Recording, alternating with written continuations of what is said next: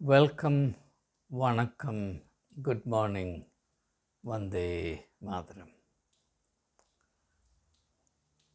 Through this video, I want to offer an interesting perspective on Sri Narendra Damodar Das Modi.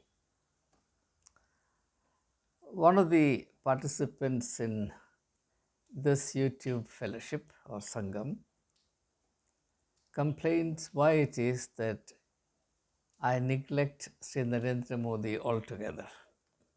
Why am I speaking all the time or putting the spotlight on Rahul Gandhi? Well, it is not that I don't engage with Sri Narendra Modi.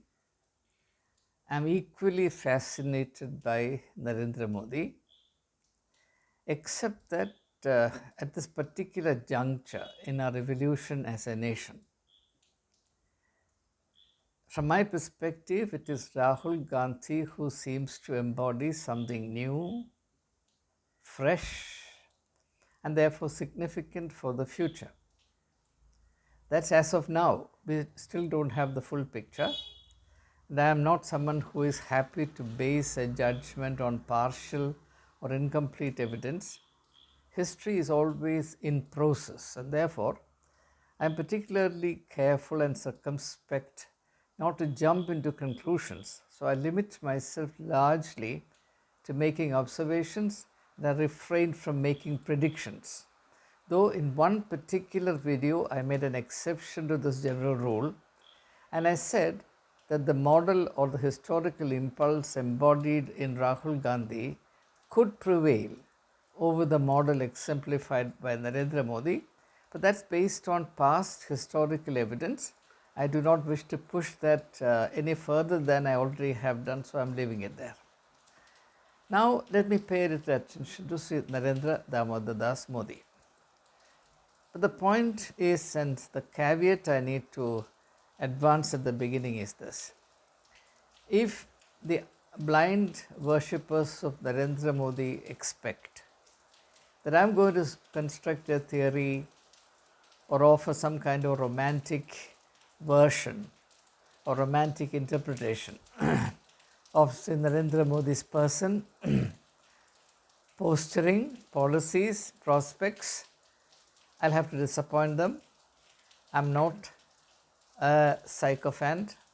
My job is not to serve as a courtier to anyone.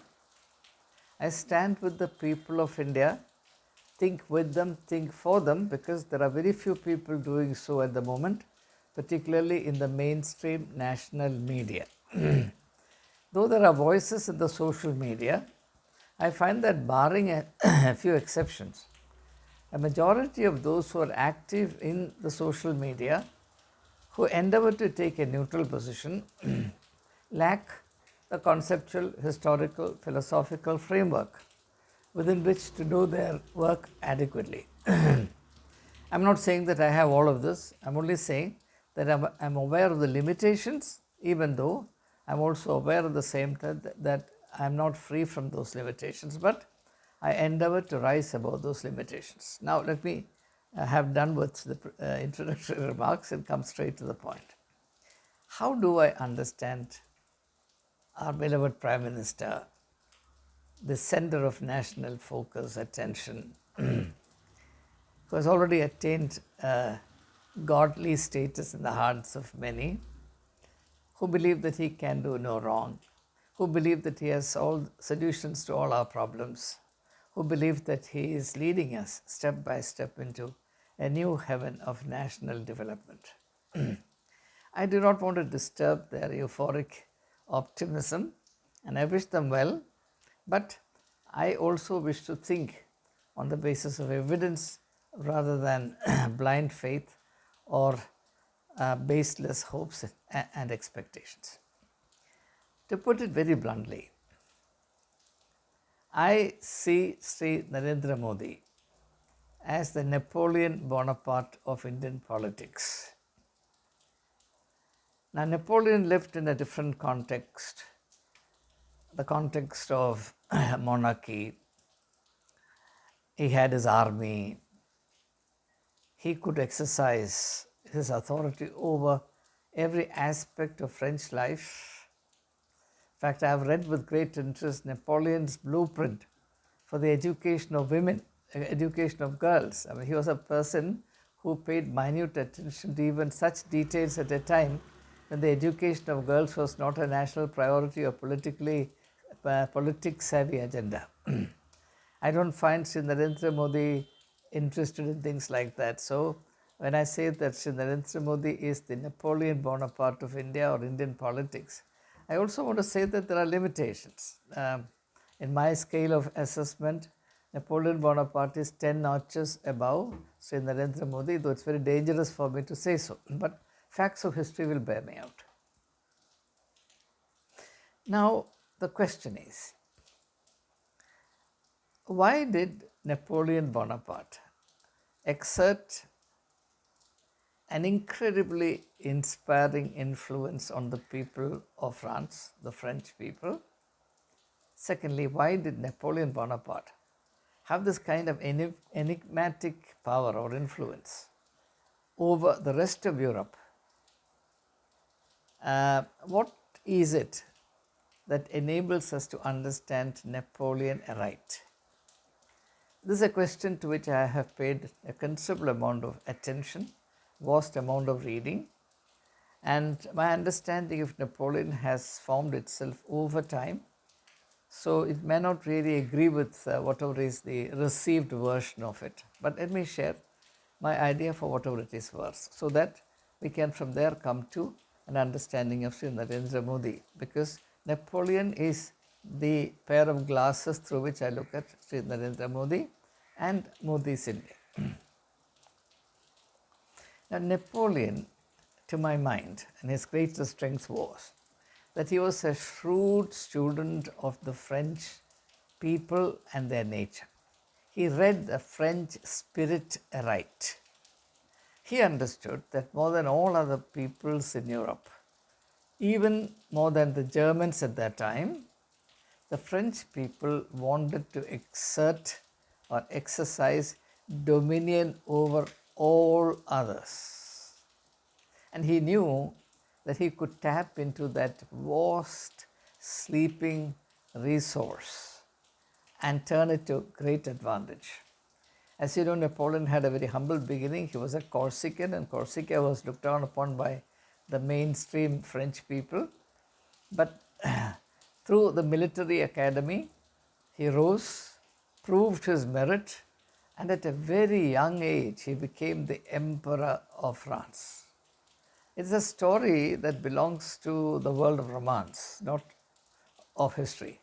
It's that fascinating. But what Napoleon took advantage of, and that's where I give full credit to Sri Narendra Modi's political acumen and sharpness, that he realized that the French people, who were very advanced in their culture, in their education, in their material progress, in their sense of adventure, and particularly were very strong in the sense of national honor, which very few leaders before him could do justice to, especially the kings. Louis XIV was a very efficient king, but he used his powers and his influence as well as affluence in order to grant himself a life of indulgence, where he showed off his wealth, his power, his affluence, but did very little else. The people were not really touched. They were not awakened out of their slumber. And by the time you come to Louis XVI, who would later be executed in the course of the French Revolution, this reaches its climax. Louis XVI was a very good man, but he was a weak man. And you know, and this is very important for all of us to realize, there are people who crave to dominate others, dislike weak kings and princes. In fact, only a man who exudes power, who creates the impression of public image that exudes power, will be liked, accepted, respected, and adored by a a people, a country, which actually craves to dominate over others. The competition between England and France had gone on for a long time. Spain on the one hand, France on the other, England on this side. I mean, this kind of triangular tussle for world domination. The Spanish ambition took a body blow with the defeat of the Spanish Armada. But the competition between France and England, which also was a religious conflict between Catholicism and Protestantism, continued long years of war, religious wars between England and France, not only for religious domination but also for territorial, colonial domination, etc. So Napoleon, more than anyone before him, understood the psyche of his people and this dormant thirst in the French mind for domination. Now, there is a problem here. The problem is that desire to dominate is present, is active not only in the French mind, but also in the mind of every human being. In fact, human nature is a theater where a tug of war happens all the time. At the individual level, at the institutional level, at the level of a state, at the level of the country, at the level of humanity. At all levels, this pattern is operative, namely, the desire to dominate and the resolve not to be dominated. Let me state it so it becomes very clear. You have to fix this in your mind to think clearly with me. The two important instincts in human nature. If you want to understand human nature, if you want to understand individuals in their psychological makeup, what I'm saying will be of great help. We have one, a tendency to dominate. Even the most docile person has this element working in him or her, the tendency or the need, the psychological need to dominate. At the same time, in human nature, there is also the desire to be not dominated. I want to dominate you, but I don't want you to dominate me. This is really the reason for the double standards, or what in religious language is called hypocrisy, that acts all the time. Now you see that in religion in so many ways, but since religion is not my subject, I am not going to take examples from religion for the purpose of this video. Now, for example, every political party wants to dominate the country as a whole, if possible. But no political party wants to be dominated. And those who become active in politics, every one of them, there are no saints in politics. Everyone who comes into politics has this desire to dominate, at the same time is very reluctant to be dominated. This is what comprises. Now, in this context, recall the teaching that exists in almost all religions: do to others what you would that they should do to you. That is to say, don't try to dominate others if you don't like to be dominated. Just as you don't like to be dominated, please refrain from dominating others. This is called social equilibrium, which is also psychological equilibrium and spiritual equilibrium. Let there be equilibrium between you and me. That's a healthy way of life. But the distortion, the aberration of human nature is such that every person wants to resort to double standards. He wants to dominate, at the same time does not want to be dominated. So the only sensible policy is to renounce the psychology of domination and to embrace the mindset of fellowship, in which nobody wants to dominate and nobody wants to be dominated. And people recognize their need to be interdependent, to help each other, to care for each other, and to share between themselves, rather than put somebody at an advantage or at a disadvantage and create a relationship of disequilibrium, which is also the secret of slavery. There's a reason why the history of mankind is fundamentally a history of conquest and slavery. And in modern times, even when there is no conquest, there will be slavery, but slavery will not be recognized as slavery because we assume that slavery has been abolished, which is the greatest lie that you can think of. At every stage in life, in every walk of life, in every aspect of life, there is slavery. And I 100% agree with Hegel, the German philosopher, that the master slave relationship is a necessary metaphor for understanding human interplay, that is, interaction with human beings. Wherever people come together, the master slave metaphor, master slave mode of relating to each other will come into play. Now, Napoleon's understanding of the French psychology and his clever ability to tap deep into it, galvanizing the dormant French energy, enabled him to turn France into an unprecedentedly efficient fighting machine.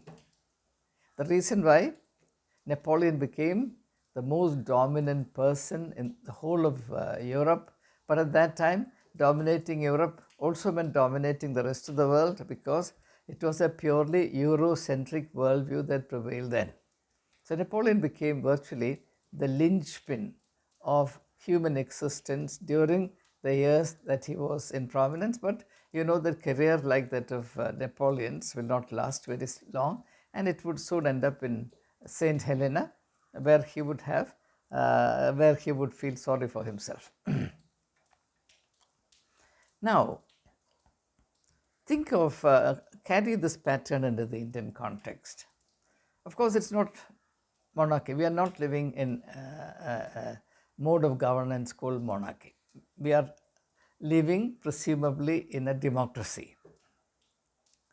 But my humble submission to you is that the state of Indian democracy, particularly as it has been reshaped in the last 10 years, and this is not a hidden thing, it's been loudly proclaimed that India is being shaped into something quite different from what it was.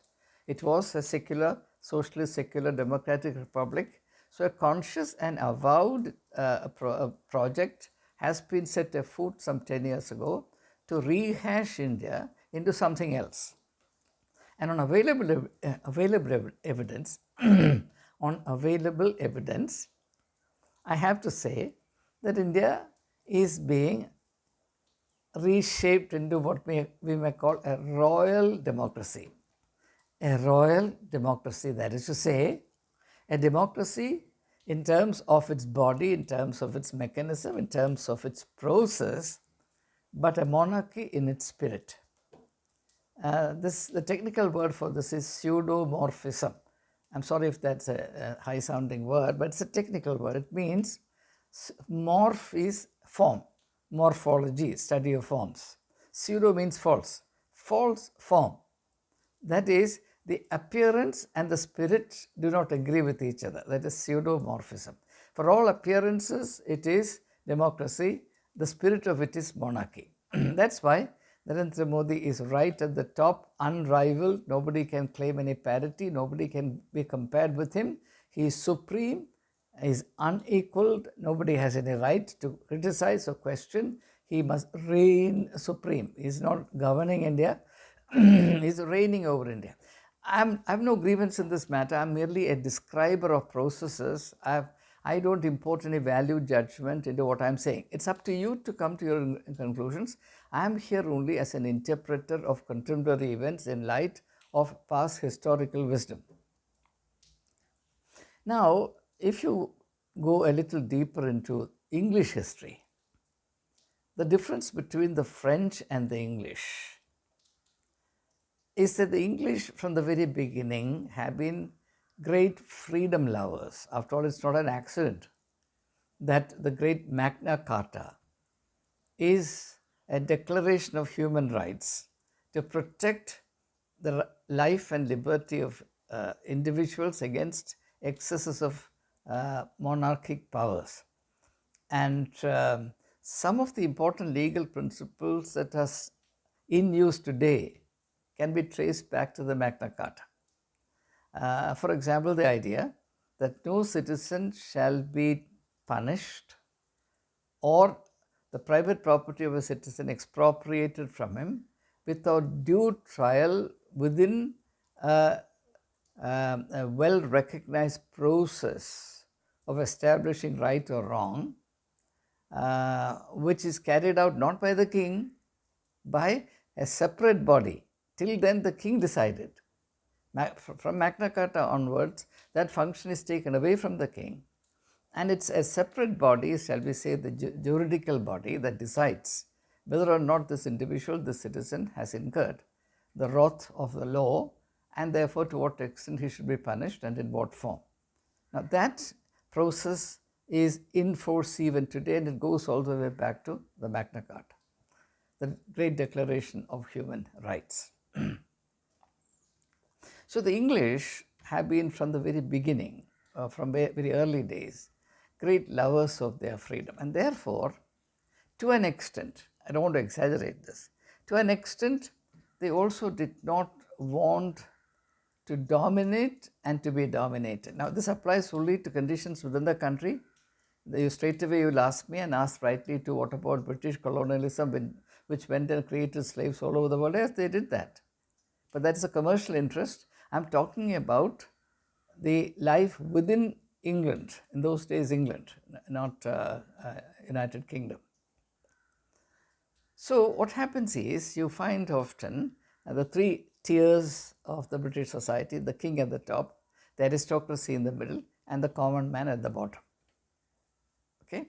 Now, the king always felt unhappy about the extent of influence, authority, power, including standing armies, that the aristocracy maintained. And the aristocracy was an intervening power between the king and the subjects. Often the king had to exercise his authority over the subjects through the aristocrats. Now, this served as a checking or controlling influence on the authority of the king, and effectively served as a buffer zone against the excesses that tyrannical monarchy would have inflicted on the people. So, to them, it served as some kind of a relief. But to the king, it was an unhappy state. So, you find kings trying to upstage aristocrats, barons, lords, etc., by playing up people's power. Not because the king really had great love for the subjects, but because he realized that by aligning himself with the people directly, he could upstage, or he could minimize the power of the barons, the power of the aristocrats. Now, if you can keep this pattern at the back of your minds, you can see the present political three-tiered structure in India. There is the king at the top, the democratic king, Sri Narendra Modi, and his party. After all, the king needs his courtiers, king needs his supporters, the king needs his governors, representatives spread all over the country, even if it's the barons who actually deliver the goods. The opposition parties are like the barons. They want, and that's why regional parties are very strong, and it's now an accepted dictum in Indian politics that it's difficult for Modi to dislodge deeply entrenched regional political satraps. The only major exception in recent times is Odisha, where Patnaik has been dislodged. But that is a very clever strategy. Now, Patnaik was not wise enough in the kind of strategies that he adopted. He thought he could play fast and loose with BJP and keep the Congress out, in which he eminently succeeded. But in the process of keeping the Congress out of Odisha, he lost Odisha to the BJP. That's a very interesting story in itself. That's how it happens all the time. Chandrababu realized it, but now he is back in the fold. Uddhav Thackeray realized it to his great detriment. He is still handling the problem. The Sikhs realized it. The Akalis realized it. Anyway, this pattern is widespread. I don't have to illustrate it any further. So, the opposition parties in India hold precisely that political space which in the old British monarchy, English monarchy, the barons, the aristocracy held. So the monarch can increase his power and push it towards absolutism only if the regional satraps are dislodged and defangled, deactivated, de, disenfranchised, politically disenfranchised. He has done that successfully with the Congress in certain areas, but there are unfortunately disturbing signs that the Congress, instead of being wiped out, is staging now some sort of a comeback, though it is too early to say to what extent this process will continue and consolidate itself. It's very clear, as clear as noonday, that for the monarchical dimension of Sri Narendra Modi to make any further progress, which was actually the intention behind asking for 400 or more seats, then the monarchical dimension would have been consolidated for a very long time to come. And India would not have been the kind of democracy it was, say, 50 years ago, or even 15 years ago. It would have been, to begin with, a royal democracy or a monarchic democracy, which would then become a kind of modern monarchy, an example which could then be imitated by a few others in other countries. Maybe we don't know. I don't want to go that far. So we are actually witnessing a very interesting political process at work. How will this play out? That is why the outcome of the 2024 general elections is so supremely fascinating.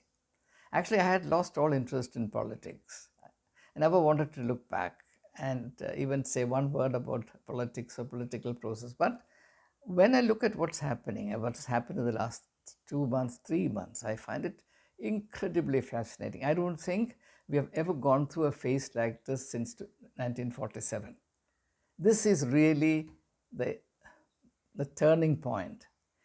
We as a nation are poised really at the crossroads.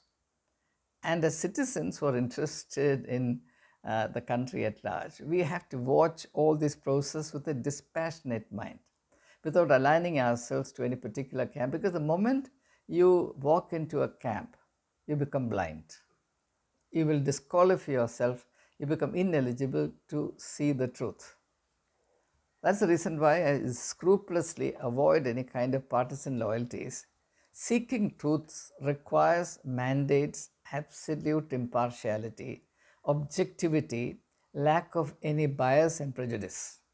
And I endeavor to preserve that, though both sides will accuse me of bias, which is good, because then it proves it's proof enough that I don't belong to any party. So that's it. I've not really developed my thoughts on this subject fully, also for the reason that this is an awareness in the process of developing. It's an awareness in process. I'll keep watching whatever is happening, as I'm sure also you will, based on the little things that I've shared with you. Let's become active in engaging with the unfolding of a nation. After all, this is our country. We have a very genuine and inevitable interest in what is happening within the country, what is happening to the soul of India. So that's the reason why I crave your indulgence in bringing some of these seemingly political but actually spiritual and humanistic issues to your consideration. I thank all of you for your continued interest, and I must tell you that the high quality responses I'm getting from so many of you gives me the confidence and the encouragement that I so desperately need to go on in sharing some of these insights. And I believe that that's the very purpose of my life. I want to continue to serve you, and through you, my country, in serving as a voice of reason and common sense at a time when these things seem to be, unfortunately, in short supply. Have a great day. Jai Hind. Jai Hind.